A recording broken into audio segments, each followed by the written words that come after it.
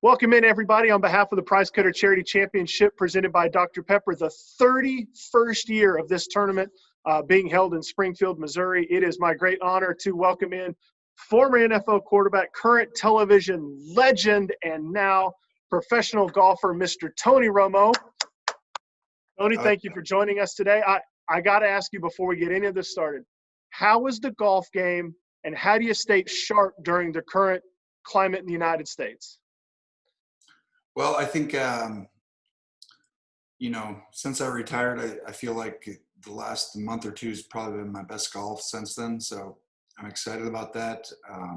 Obviously, when, Gerald Andrews and Price Cutter, and the Dr. Pepper Championship in Springfield, I was very excited about this a long time ago. Back in, I don't want to be wrong on the month, but probably March.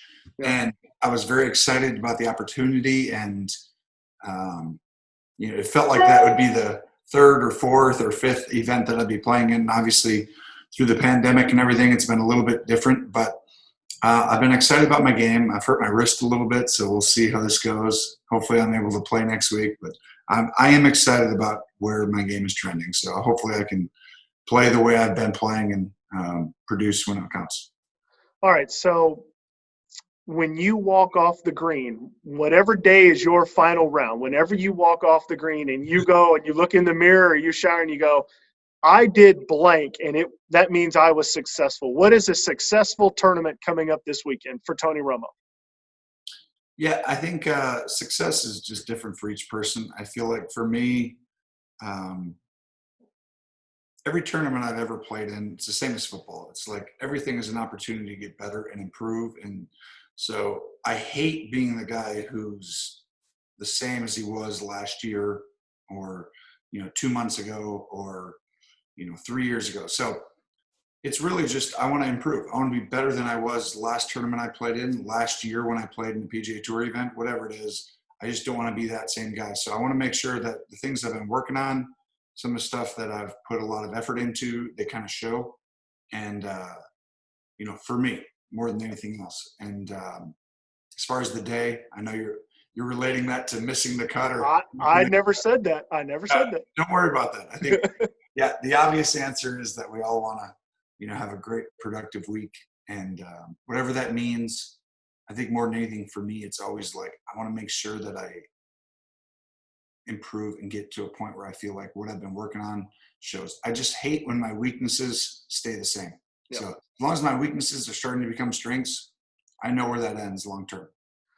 All right, remember, folks, Tony is teeing off this coming Thursday, Prize Cutter Charity Championship presented by Dr. Pepper out at Highland Springs Country Club.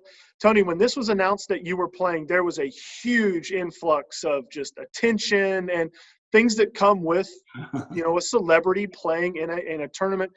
Gerald Andrews even dubbed you probably the most high-profile player they've ever had at the Prize Cutter. Do you like that when people kind of flock to watch you play, or do you just want to be Tony Romo, the golfer, or is that just that's what comes with territory?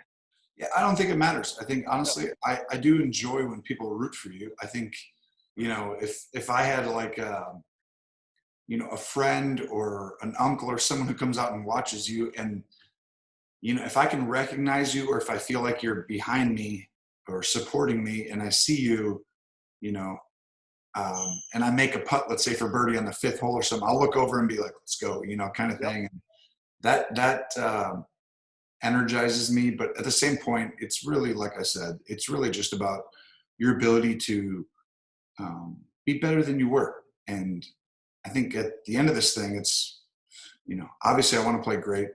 I want to win the golf tournament, right?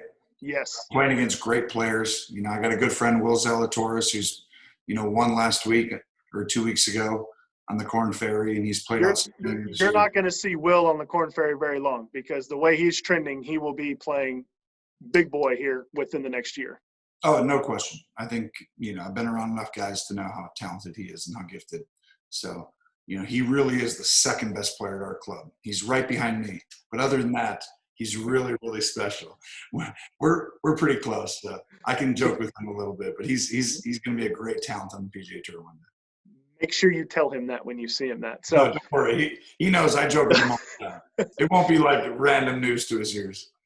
You know, you talked about looking over and giving a fist pump. Unfortunately, within the last 10 days or so, the PGA Tour and the Korn Ferry Tour mandated that fans wouldn't be at this tournament. I know it was a big bummer for the organizers because they were expecting perhaps the biggest crowds they've ever had, realistically.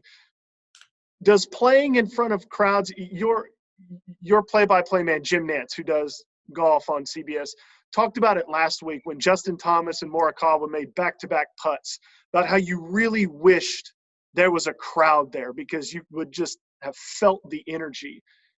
Does playing in front of no one kind of suck that life out of it? Or is that even a thing? Like, whereas in football and baseball and that, the crowd can really push momentum. Can you do that without a crowd in golf?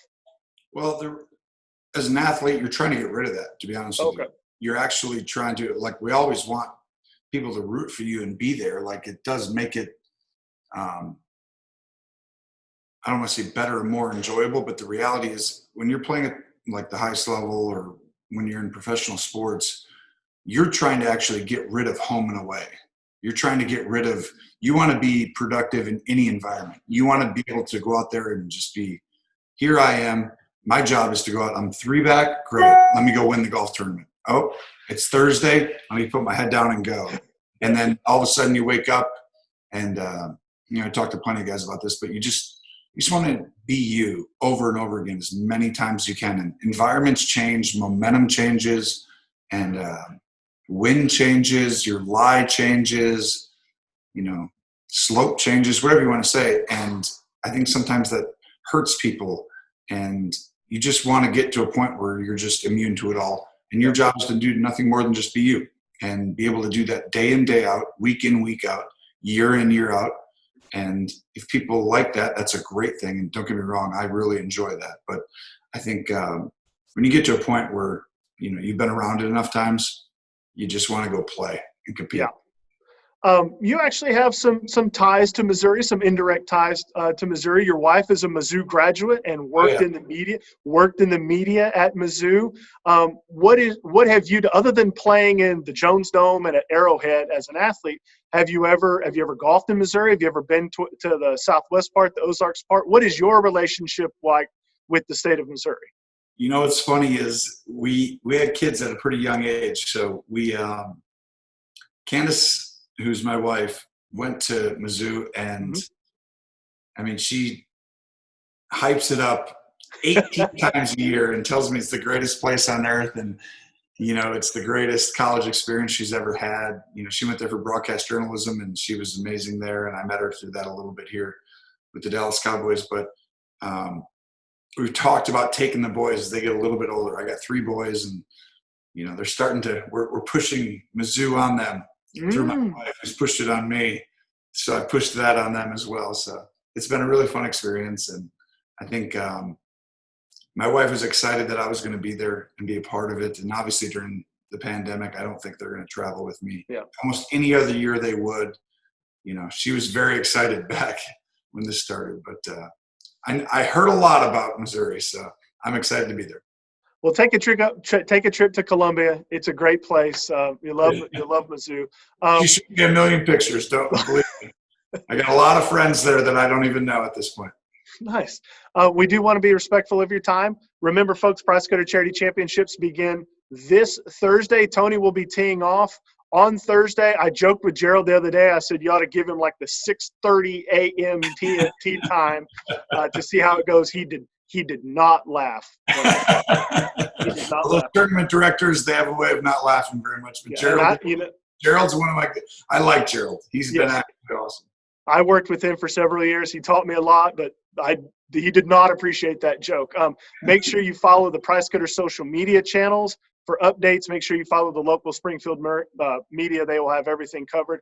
Tony, we appreciate you being with us. I do have to ask you the obligatory football question. It's not going to be hard. Multi-part question. What was your response or your reaction to the $500 million contract that Patrick Mahomes signed? We are in Chiefs territory right here in Springfield. What was your reaction to that? And because they got Patrick and Chris Jones and Kelsey and a lot of these guys locked up for a number of years, are they the favorites this year? hoping we have football? Are they the favorites? And are they the favorites moving forward, so say the next 3 or 4 years? Well, you're talking to someone who hasn't gone to work yet for the next season. So I think more than anything, I do know Patrick Mahomes a little bit, and I think he's, a special it's a generational talent, let's say that. And he has the ability to carry a football team through good and bad. And when you have a great team, you have a lot of guys around, you have a chance to win Super Bowls. And I think they obviously did that last year, and you want to keep that team together. So you're never going to go wrong if you sign Patrick Mahomes to a long-term deal. So they're going to be just fine. I think so. Are they the favorites? Let's assume the season plays out as normal.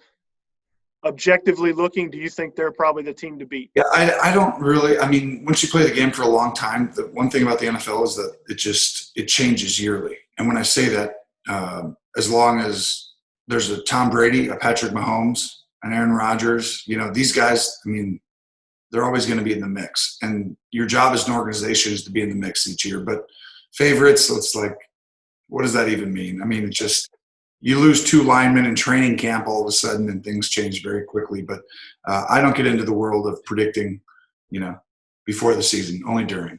Very smart. You're very smart. Folks, he's one of the best in the business. Tony Romo teeing it up at the 31st Annual Price Cutter Charity Championship presented by Dr. Pepper coming up this Thursday out at Highland Springs Country Club. Tony, we appreciate you, buddy, and best of luck. Thank you. Appreciate you having me. I'm excited to be there.